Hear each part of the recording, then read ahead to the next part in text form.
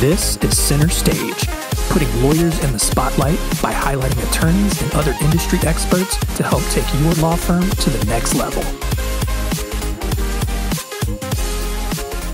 Hey everyone, and welcome to Center Stage. I'm your host, John Henson. And if you have been following us since the beginning, since earlier this year, you know that we've had a couple of episodes so far talking about different tech, different apps that you can utilize in the workplace, in your office. And this week, we're going to kind of go towards a more advanced look at this and just talk about how you can maximize it and get the most out of the technology that you have. And to do that, I am joined by Daniel Steinberg from arguably one of the most recognized names in the legal tech world, which is Clio. So Daniel, thank you for joining us this week. John, thank you so much for having me. Very much appreciated and a huge fan of the podcast here. So I look forward to joining you on today's episode. Awesome. So before we dive right in and obviously we'll talk about Clio a little bit, but we'll also talk about, how some other CRMs work, and some other apps that you can use. But let people know, who is Daniel Steinberg? What should we know about you? Yeah, absolutely. Well, thank you for having me again. My name is Daniel Steinberg. I'm the senior partner account manager here at Clio. For those of you that are not familiar with Clio, we are the #1 cloud-based practice management system for legal professionals. So super exciting times to be a part of a legal tech company. I've been at the firm for about 2 years now and really focused on both channel partnerships and app partnerships. So channel side is working with agencies like yourself to help support law firms, set them up for success, service them, and make them a thriving law firm. And on the app partnership side, working on the revenue and relationship side with our app partners and really helping enhance the workflows of law firms. So leveraging Clio's operating system, plugging in different applications that help support them, whether that be automating their specific workflows, plugging in different practice area specific apps that help them, enhance their experience with Clio and what have you. So run a gamut of different opportunities here at Clio and get to work with law firms every single day. So it's great. Yeah. So to your point, man, let's talk about these practice management systems. What are a few ways that these systems like Clio and others, how can they help an attorney with not just their marketing, but just their overall productivity? Yeah, great question. So I think it starts with like an overarching blanket statement around process and organizational metrics around your firm, right? That's the core purpose of an operating system, a CRM, like a Clio, Clio Grow or Clio Manage. And it's really about organizing your practice and setting yourself up for scale around process-oriented, documentation, automation workflows, and supporting your clients while helping enhance your law firm through collaboration and trust and so forth. So I think if we break that down and distill it a little bit further, it's one of the most important tools that you need in your toolkit when hanging up a shingle or, reviewing and advocating for new systems at a current law firm that you're working on, whether that be coming from a legacy system or what we see a lot at Clio, which is coming from pen and paper. So super important from like a management perspective to look at different types of operating systems, CRMs, and being well-researched and really making the right decisions for your firm and laying down those foundations. It's probably one of the most foundational supporting tool sets that you could have, whether that be, again, building a law practice from scratch, scaling it, or implementing new systems. And that's sort of the core crux of it. Yeah. There's obviously different ways that it can help support you, but that's the core crux of it.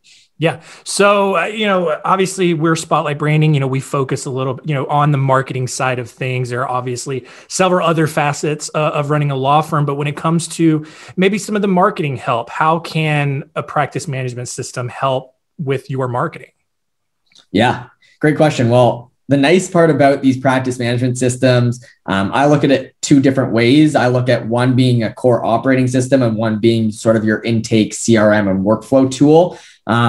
There's two ways that it supports. So how does it support your marketing? Well, it helps manage your marketing efforts. Marketing efforts turn into lead flow, which ultimately turn into retained clients, which will end up, pumping back referrals and advocating for your law firm specifically. So the way that I look at it is it really helps manage your marketing efforts and on the flip side of that, it drives productivity once you've actually built out that framework with those potential clients, whether they be leads or currently retained clients. So there's a couple of different, again, buckets that you're going to take it from. The marketing efforts really lead to lead funnel. And those lead funnels are areas where you have to actually manage those specific leads and turn them into retained clients. So how does a CRM help in that regard? Well, really around strong personalization to be able to retain and grow your client base, pipeline management to be able to understand the workflows that are needed at different stages of the site of sort of the lead stage. So depending on type of law firm, practice area, size of your firm, you're going to need different types of, lead funnel stages based off how you operate as a firm, whether you have an intake team dedicated to it, managing partner focusing on it, referral-based systems, and so forth. Referral management, something that I just mentioned, right? You want to make sure that you're managing referrals that are coming from different partners within the organization, so that you can, report on that later on and dive deeper into those types of tool sets. And then that leads into ROI and data-driven decisions around processes that you're making. If I look at some of the conversations you and I have had in the past at Spotlight Branding and where you help support clients, you're helping them distribute their money in different facets of different areas, whether that be Google AdWords, LinkedIn AdWords, Facebook, and so forth. And really understanding how that distribution of dollars is translating into client workflow or client flow, in general. So really understanding where to make those data-driven decisions, what's working and what's not working. And the last pieces are around templatizing, automating specific workflows, whether that be through intake forms, workflow specific templates around email and marketing automation pieces there, and ultimately turning those clients or potential clients into retained clients, to which case you're going to manage them within a tool set like a Clio or a practice management system.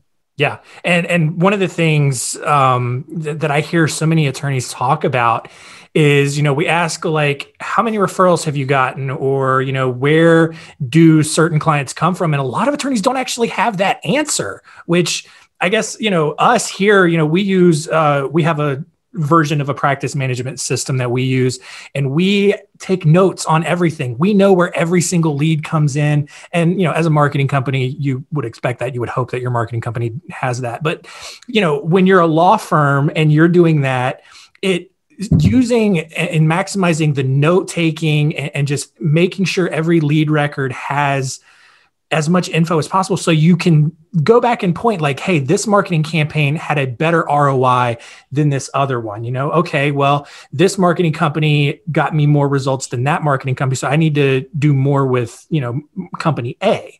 100%. It's a mental shift, right? It's a different mentality. You being a marketing firm, there are different ways and structures of your business than a small law firm, right? When you're operating a law firm and you're, putting up your shingle, you're everything and anything. And there's a big change management and education component to that. And part of leveraging and leaning on tools and different types of tools to automate that helps support you as a, sole practitioner or, a small to mid-sized law firm. But not all of them have the luxury of having C-level executives that have that business experience that can think through those data-driven decisions. And that's what we try and cultivate, right? In order to create thriving law firms, we want to help support that and help elevate the experience for the law firm. Yeah. Totally agree. So a couple of minutes ago, you mentioned collaboration tools, and, maybe for people who aren't familiar with that phrase or what all that is, what are exactly collaboration tools and what value do they bring to a law firm? Yeah, that's a really good question. So the way that I look at a collaboration tool is actually engaging holistically with your firm. I think when for me coming into legal and legal tech over the past 2 years, you learn a lot and you see the way that different firms operate and the different ways that firms practice, especially having the chance to interact with different consulting partners who help mitigate that, right? And help support those law firms. But collaboration as a whole is being able to interact with your law firm and understand across the board how your firm operates and also operate more efficiently across that holistic firm. And that's how I look at collaboration as a whole. There are dozens and dozens of different collaboration tools. I mean, Slack, Microsoft Teams, these are just areas of collaboration that people leverage or use as, little tidbit terms for collaboration. But as a whole, it's really about bringing your firm and having a firm-wide level view of your practice. And I think that's the importance around collaboration as, on the legal side of the fence. And it's hard for a lot of firms to look at collaboration that way, because the way that they've operated in the past through legacy systems is they're leveraging tools that don't talk to each other. So part of the collaboration piece is understanding what tools interact and talk to each other so that you have an understanding of what employee X and employee Y are doing and how those two pieces come together to be able to have this holistic view of your law firm and collaborate accordingly. Collaboration to me isn't just collaborating on a case with co-counsel or current employees at the firm. It goes one layer deeper, which is how do you collaborate with different tools, interact together, and then ultimately provide the best possible experience to the client and the firm. So there are numerous ways to distill what collaboration looks like, what people foresee or view collaboration. And I could name drop a list that maybe you could put in the notes here, in the podcast notes, of different collaboration tools that you can lean on to help support your firm. But really what it comes down to for starters is allowing your tools to talk to each other so that the firm-wide level permissions allow you to actually collaborate as a whole. And that's what, practice management and cloud-based practice management allows you to do. A lot of the legacy systems, because they don't have the collaboration or the interconnection between API flow, it doesn't allow you to talk to each other. So you've got your accounting system here, your time and billing here, your practice management here, your task tool set here, and everything is working in silos. So you don't know what you're doing on the side of your desk or what, John's doing over there, because you can't ask. And there's no way to actually have a seamless way of seeing and overseeing that.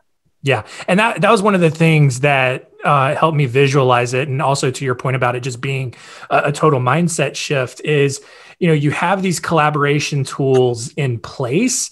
And all of a sudden now you don't have to keep having all of these recurring meetings to check in and see where, your paralegals are with a case or where maybe your other attorneys are with whatever aspect of the case that you're doing. You can have real-time updates in, assuming that your paralegal is updating, the project or the case or whatever the case may be. And that saves you a lot of time. It gives you a little bit more peace of mind. It helps things run more efficiently, because now instead of taking those extra minutes to check in and make sure everything's being moved along, you can just see right in front of you where things are at a glance. 100%. And part of that comes down to the mentality shift of, does every single person that works in my law firm need a tool set like a Clio or a practice management system or an operating system? And because before there was 3 people using the accounting system, 10 people using the time and billing system, and 20 people using the, task workflow tool. And all of a sudden, because it was siloed like that, the question arises as, well, I only have 5 attorneys. My attorneys are the ones that, do time and billing and task automation. Should that be the answer? Should I get 5 people leveraging a tool like a Clio? The answer to me is no. You need to look at that holistically and understand that it's broader than just that, right? When you're adopting new technology, you need to dive in appropriately, and you're not going to see the appropriate ROI behind different tools if your firm can't access all the tools needed for the firm. So collaboration is huge and top of mind for me all the time. Yeah. And even with us, a lot of our initial project systems rely on that collaboration. We bring a new client on, we're designing a whole website for them. There's so many different pieces to the puzzle, so many moving parts to it that we need that collaboration to keep the project moving efficiently. And so, if your law firm is not utilizing some sort of collaboration tool, that's definitely something to look into and get on that, because it can really save you a lot of time. Let's talk about, you did mention, you had a whole long list of apps that you could share. But what are some of those trending apps that you are seeing out there right now that can be used to support a law firm? Sure. Okay. Can I do a shameless plug? On July 21st, I'm actually running a webinar series of how to become a pro marketer with Clio's apps integration. So There's my shameless plug for today, but come join me there and I'll talk about what's trending in the Clio app directory. But with regards to today's conversation, trending apps around marketing, CRM, and the holistic experience for a law firm, I'll name a couple and I'll walk through the importance behind them. At Clio, we talk about it as our client experience portfolio, the whole aspect of finding net new clients and actually building upon that experience as you take them through, lead to invoice and then advocacy and NPS. And really what it comes down to, and you know this better than anyone, but it starts with, a basic website and flows into Google My Business, Google Screen, Google AdWords. These are the places where people are looking for you as an attorney. And the lack of presence that doesn't exist there is super important as a getting started packet for a law firm. Something that is super easy to get involved with. It's free of charge and just allows you to have a digital presence is Google My Business. I'd suggest everyone that's listening to this podcast, make sure that they actually have a viable Google My Business page. That is your digital storefront. In this new era, the new digital world of people not walking on the street and walking to a law practice, it's super important to have that shift of mentality and focus onto web presence. And it starts with having a really strong My Business page, whether that be through reviews and things like that, which we'll get into towards the end of the client's experience portfolio. But it really starts there. That's how people are finding you. That's how people are calling your law practice. That's how you're doing your intake. And that's what helps drive new business. That's number one priority for me when speaking to law firms that are looking to elevate the experience around marketing and so forth and SEO. But from there, it transitions to a couple other apps. So from there, someone lands on your website. They might not call you right away. You want to be present. Chatbots are relatively new in the legal market. Maybe not in the marketing world that you live in and all the different marketing technologies that you have to deal with on a day-to-day basis in the MarTech world. But chatbots are really important. Something that I work closely with, Intaker. It's an intake flow chatbot. So really simplistic and easy automated flows to allow your net new potential clients landing on your webpage and asking them specific workflow questions that either qualify or disqualify that potential lead from your website. Super important, almost table stakes at this point to make sure that you're really creating like a strong customer workflow experience. And, from there, you grab that and, plug for Clio here, but you own that lead through Clio Grow, which is again, your CRM or, you're automating your and managing your digital presence is the way that I look at it. So, the puck stops at, where Clio Grow drops is when you've retained the client and you move them to an operating system. But with all these leads that you're capturing, you need a place to actually own and capture them appropriately. And whether that's through Clio Grow or a different system is something that's really important to at least look at so that you can manage them appropriately and, not have them on the side of your desk or on a notepad. It flows to other tools, which helps scale. Content management system, something that just launched with Clio, Levitate.ai. It's a content management system, an automated AI, tool set that allows you to create, automate, and manage content that goes out to these leads that ultimately cultivate that relationship and build a strong relationship with those potential clients that turn into revenue generators for you then and beyond, which then flows to, of course, closing the loop for me, which is around NPS and advocacy. And there you've got tools like Podium and Nice Job, which are review management systems. And now all of a sudden we've got that flywheel where those reviews are pumping your Google My Business page, which is driving your SEO to allow your firm to be found more easily. And those are sort of the core tools that I look at when it comes down to client experience and building those relationships from, the marketing funnel downward. Yeah. And there's so many, you mentioned the chatbot docs and all of that, I mean, you have a couple of different options there too. You have like the chat services where, you can have someone in your office, which is kind of how we do ours. Our sales team is manning the chat, service on our website. So when someone engages that in our website, they're actually talking to someone in our office. But then to your point, you can have a lot of that automated, set up the rules and the flows within that. So people just kind of automatically go through the system and you get the information that way. It just makes it so much easier for people to get in touch with you and gives them an alternative if they don't feel like calling on the phone. Because I know our generation, they're not as into making phone calls as they are just engaging digitally. 100%. And I think, dependent on the size of law practice, you're going to evaluate different types of tools. And evaluation is so important to building foundational tools. And we'll get into that in a minute, but it's super important. You might not be able to have someone manage your intake system through a chatbot because they're not as large as Spotlight, but you might be able to leverage a tool like Ruby Receptionist, who has not only call answering services, but also chatbot services that manage your chatbot for you as well and pump those leads for you into a system that's more manageable. So again, depending on size of firm, scalability, you're going to want to evaluate different types of tool that supports you. Yeah. So we've talked all about technology. Like I mentioned before, we've had some episodes where we, had some different app ideas to throw at you. Is there such a thing as too much technology? Like, do you ever get to a point where there's actually diminishing returns on that?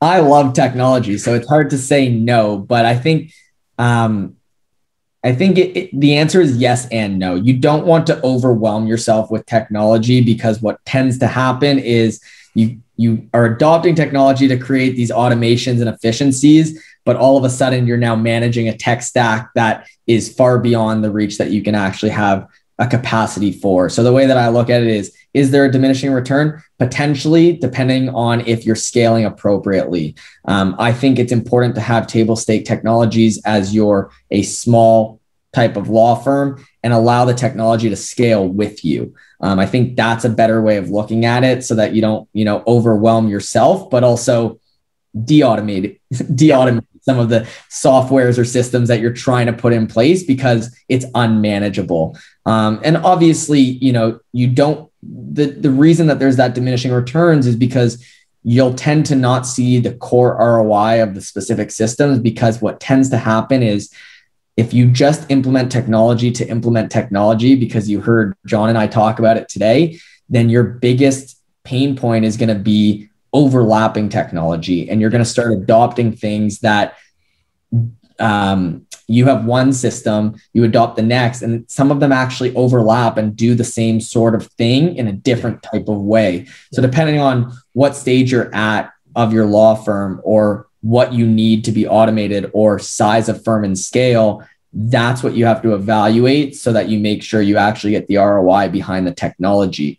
But I do think there's probably like a core 5 to 10 different systems that you'll want to implement depending on size of firm from the get-go.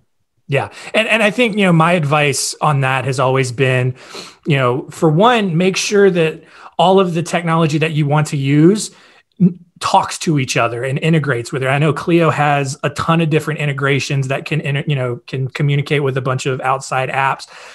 That's the first thing, is just make sure whatever practice management you're using, whether it's Clio or Practice Panther or whichever other one there's a ton out there, but make sure that they have integrations and that they can talk to each other. And if they don't, make sure you understand how Zapier works. We've talked about Zapier on previous episodes and how that can kind of be a catch-all and force, programs to talk to each other.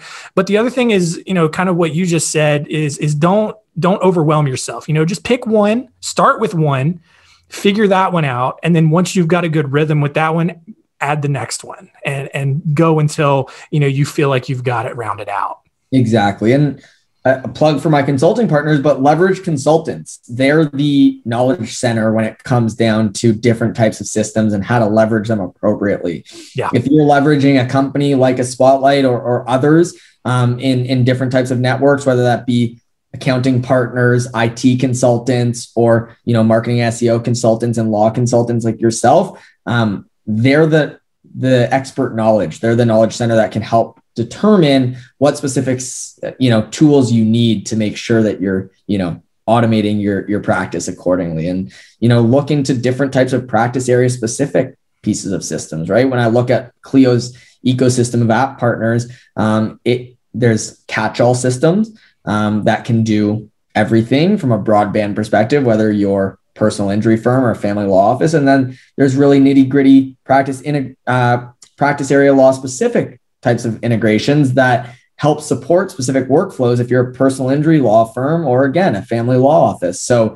it's really important to understand what the needs are for the firm and build those foundations and research and take the time to do it before you just adopt. Yeah. Totally agree. So I think that's all that I've got for you this week. This has been fantastic. A lot of good information. Before I let you run, let people know how they can get in touch with Clio, how they can register for that webinar. Yeah, absolutely. So if you ever want to look into Clio, you can go to clio.com, CLIO.com. Again, we are the #1 cloud-based practice management system in legal. And if you want to connect with me directly, you can look at me up on LinkedIn, Daniel Steinberg. Email me, daniel.steinberg, STEINBERG @clio.com. And if you'd like to register for the webinar, I will make sure I send the link for the notes, the podcast notes at the end of this call. Awesome. Yep. And I'll have your email down there as well so people can get in touch with you. Our final question, as always, Daniel, if you had one piece of advice for our lawyers out there, what would it be?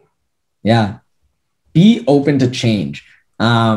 Change management is hard. I think every single conversation our team has every single day is, this is scary. This is daunting. There will be a point in time where you need to change. The longer you wait, the more daunting and challenging it becomes. The more documents you have, the more people you have in place. I really, really, really encourage people to dive right in. Like, don't dip your toes. I mentioned it earlier. You want your firm to change together versus doing it in segmentations and phases, because it's only going to be harder. It's all in or nothing. You're either ready to change, or you're not. The sooner you're ready to do it and look into it, the easier it's going to be, even if it seems like it's the most daunting experience that you're going to have. So be open to change. Don't be resistant. Let's make sure that we're transitioning accordingly, and listen to your peers, listen to the consultants, listen to, the knowledge centers, and read and educate yourself. There's so much information out there with regards to legal tech and how it transitions your law practice and how you can become a thriving law firm. And, we're at the heart of it and we want to support, but the real message here is just be open and willing to change. Yes. Couldn't agree more. I'm probably going to just cut that specific soundbite and I'm going to try to broadcast it to everyone, because that's something that everybody needs to hear. So that's going to do it for us this week. Continue to rate, review us on Apple Podcasts. Check us out on YouTube, wherever you're consuming the show. We really do appreciate it. We appreciate all the feedback we've been getting. That's going to do it for this week. Daniel, thank you so much for spending some time with us. Son. Really appreciate it. All right. We'll see you next time. Bye. Thanks for listening. To learn more, go to spotlightbranding.com/center stage.